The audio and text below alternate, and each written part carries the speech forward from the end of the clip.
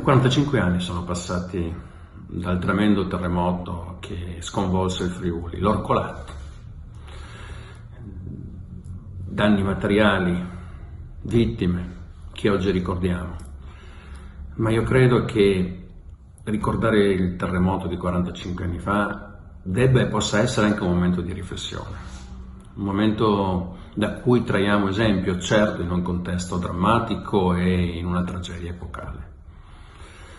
Ma per chi era poco più che bambino come me, come tanti della mia generazione, i ricordi di quei momenti sono i primi ricordi, forse gli unici ricordi indelebili dell'infanzia. E non sono sempre ricordi negativi. Certo si ricorda la paura, si ricorda la preoccupazione dei propri genitori, si ricorda anche l'avventura di dormire in auto con la propria famiglia, si ricorda l'avventura di vivere in maniera comunitaria nelle tende insieme ai propri compagni di gioco, o si ricorda quando si faceva la fila per la pasta asciutta degli alpini.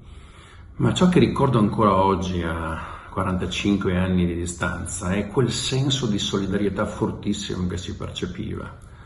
Una rete sociale che ha resistito in maniera molto forte, una comunità, paesi che non lasciavano nessuno indietro, le famiglie che si aiutavano a vicenda. E io penso che quell'esempio, in una fase altrettanto difficile come quella che stiamo vivendo oggi, sia un esempio che va colto e che deve farci riflettere. Nello stesso tempo dobbiamo ricordare la grande solidarietà che il Paese, l'intero mondo seppe mettere in campo immediatamente per il Friuli terremotato, perché non l'abbiamo fatto da soli, non abbiamo fatto da soli.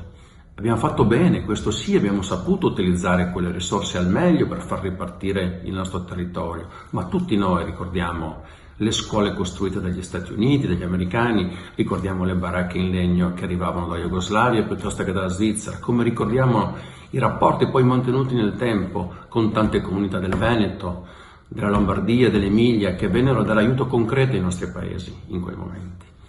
Allora io penso che in un momento come questo, in cui il nostro paese, il nostro territorio, ahimè, probabilmente l'intero mondo deve ripartire per superare questa pandemia, quel senso di solidarietà, quelle reti sociali, quella capacità di non lasciare nessuno indietro, noi dobbiamo tornare a coglierla come un esempio e metterla nel nostro agire quotidiano. Le stesse scelte politiche di allora furono scelte coraggiose che traguardavano il futuro, che pensavano a come far ripartire il nostro territorio e farlo ripartire per renderci quello che orgogliosamente siamo oggi.